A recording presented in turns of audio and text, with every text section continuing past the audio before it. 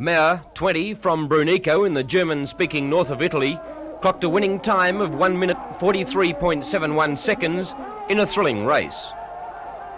In second place was Austrian Hans N, who was just 0.15 seconds behind Meyer in 1:43.86.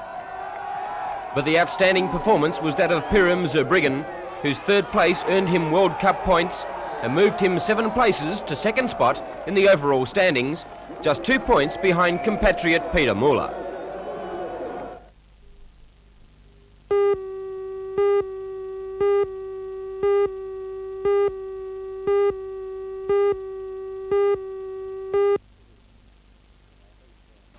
Good evening, and I hope your Christmas day tomorrow will be a very happy and a very enjoyable one.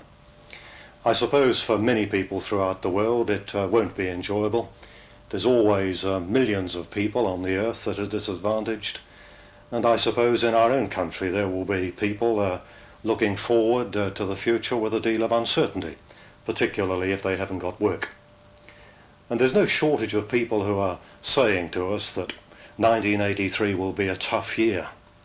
Well, if that is right, then the message of Christmas cannot be more appropriate, because Christmas means love from God to his world, and that love and care and compassion and concern that we ought to have for one another. The message of Christmas is that all of us, men and women on the earth, are part of a great family, and because God loves his family, then we ought to show that care and love and concern for each other. Now, it seems to me that if we've got these tough times ahead, then they are the sorts of qualities that we've got to take into 1983. Care, love, compassion, concern, one for each other. And I suppose for some of us that will mean an extra effort.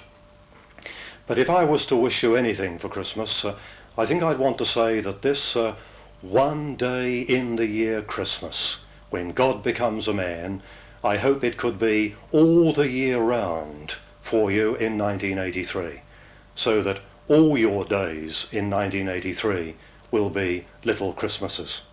I would like to join my fellow Bishop, Bishop Holland, in extending Christmas greetings to you all. In times of economic hardship, as we are experiencing in Australia at the present time, we can adopt one of two attitudes.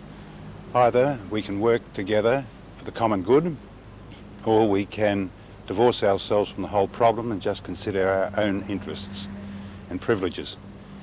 The time of Christmas gives us a wonderful opportunity of thinking of what we can do to help make Australia a better place.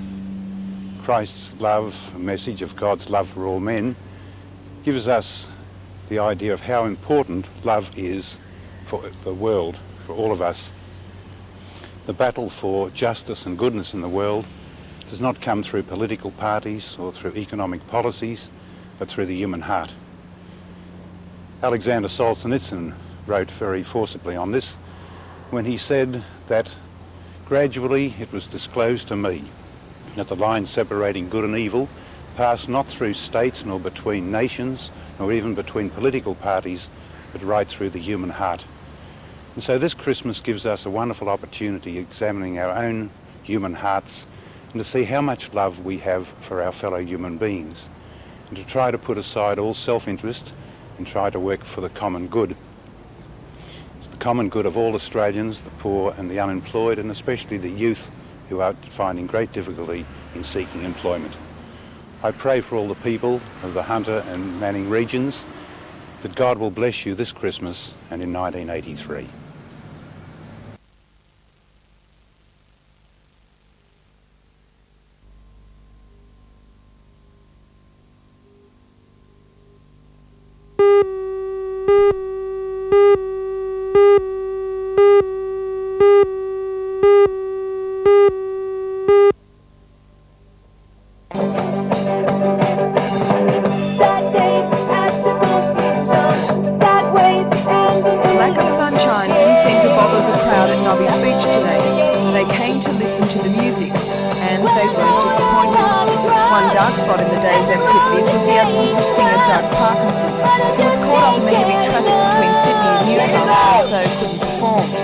But the show must go on. and the local band Chase was able to fill the bill. Touch me, do what you want to. Say no, then it just me Gonna drive me insane. Organisers estimated some 2,000 people braved the cloudy conditions to enjoy the first of the 6 planned Pepsi Speech concerts. The free entertainment will continue at Cave Speech in Redhead on Monday and Tuesday, with 3 more concerts planned for next weekend.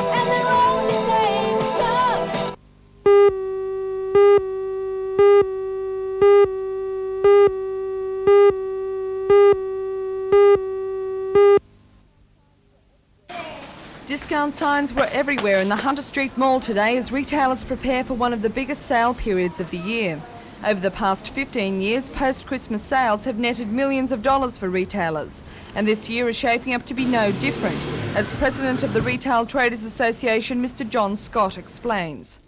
Over the years, people have gotten used to the tremendous bargains after Christmas, and I think a lot of money gets exchanged for Christmas gifts these days. And why do they have the sales after Christmas? Well, a lot of it's surplus stock, stuff that hasn't sold prior to Christmas, but quite often the traders are prepared especially for this 3-day sale. So it's become quite a ritual? Tremendous ritual in Newcastle, yes.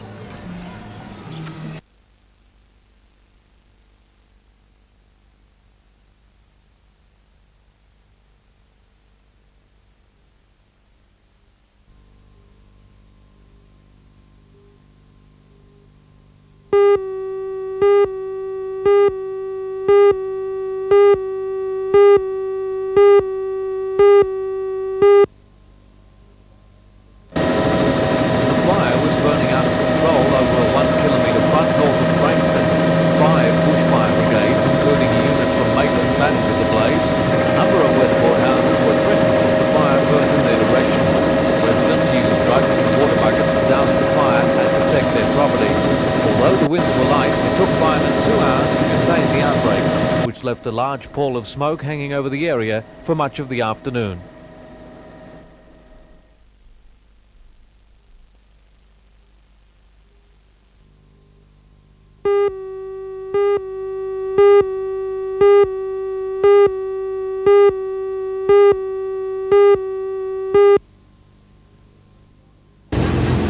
From early morning, traffic choked King Street as shoppers set out on their post-Christmas bargain hunt. Queues of cars stretched for blocks as dedicated shoppers searched for that elusive parking spot. This was the scene at 9:30 in the High Street Mall as shoppers came out in droves, snowflake specials and traditional end-of-year sales. Shoppers found it hard to resist 50% discounts offered by most Newcastle retailers. Today in the Hunter Street Mall, the motto, "The early shopper gets the bargain," certainly rang true. By afternoon, trading had eased off slightly. Mr. Justin Davies of John's Fashion Store says it has been a tiring but successful day for retailers in the mall. We had a marvellous run up to Christmas. The last week was extraordinarily busy, and it's been excellent again today, and we expect that it'll probably continue tomorrow. And Friday? Well, Friday will be preparation for New Year's Eve, and it's mainly a food shopping day, but certainly tomorrow with late night shopping we expect it'll be a very big day in the mall again.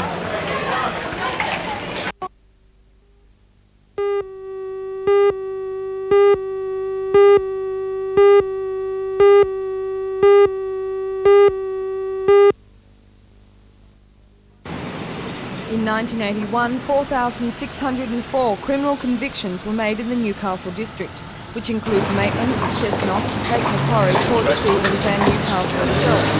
In Newcastle City, 1,821 convictions were made, which is an increase of some 10% on 1980.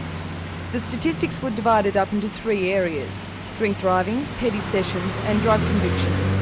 But why has there been an increase? Is it because the crime rate has risen or the apprehension rate has climbed? Detective Inspector Lamont of Newcastle Police says it's a difficult question to answer, but he puts it down to good police work.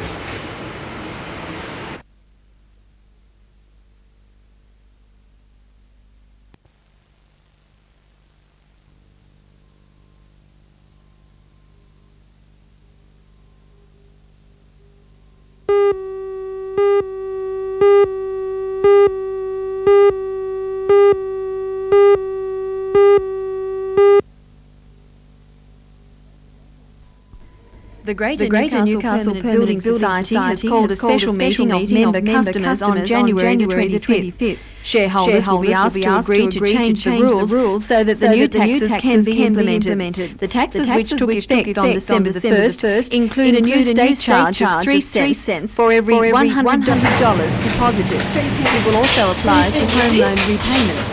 The Newcastle Permanent Building Society will hold its special meeting on January the 24th. Other building societies, such as St George, have planned meetings in January, and some, like the NSW, have no need to change their rules. Shareholders are not likely to be happy about passing on the new taxes. It's fair to say that no taxes imposed by government are ever well received by the public, but in this case certainly it's a tax that is going to be charged to deposits into banks, building societies, credit unions, in fact any financial institution. It won't be welcome, but I guess the reality is that the public will accept it. Thank you.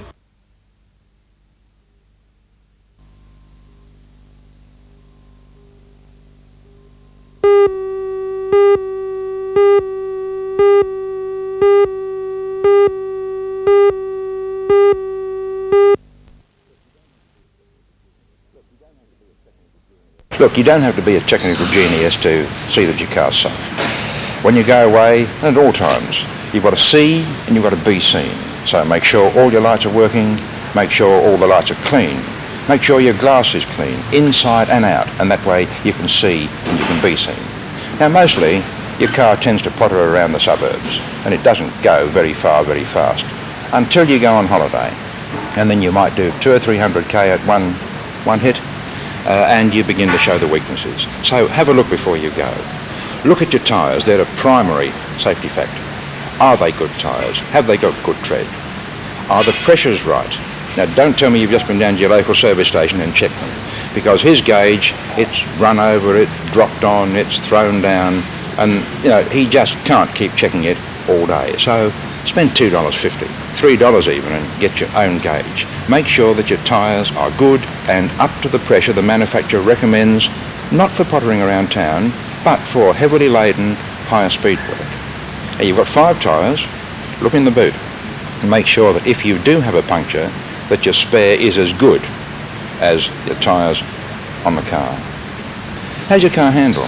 If you're just drifting around town, really you don't feel whether it wallows when it goes round corners or whether it rocks a bit. But at speed and with a load on the open highway, if your shock absorbers are worn, then you're in for trouble, particularly if you've got to take emergency or avoiding action. So, okay, feel whether your car rocks a bit. Do the old tyre pump it up and down trick and see whether it stops firmly and crisply. And if it doesn't, look at your shock absorbers. If you're still not satisfied with them, get them replaced. Usually not too expensive, usually not too difficult. Your car's normally lightly loaded, and you get used to it that way.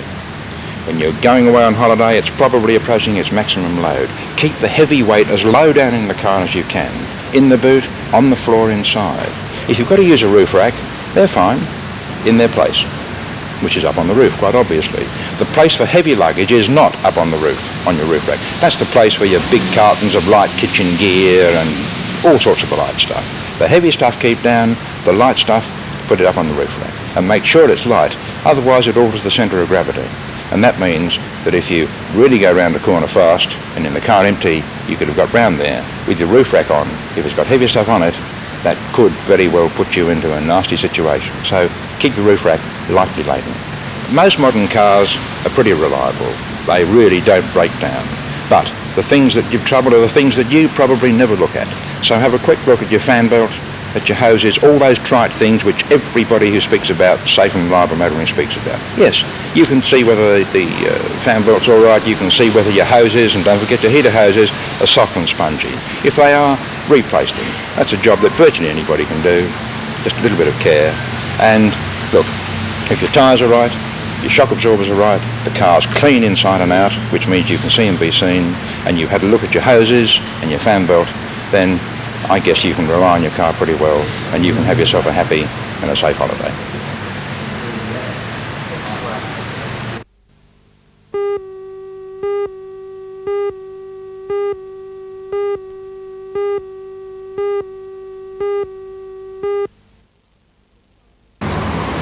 authorities at the Newcastle Walkers Club expect 2,000 people to spend the New Year there. Late this afternoon, everything was ready for a big celebration.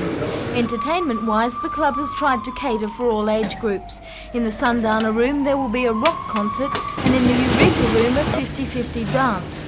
At the Islington Bowling Club today, staff will be busy preparing for a traditional Scottish New Year's Eve party. At midnight, there will be a grand parade around the bowling green led by a public.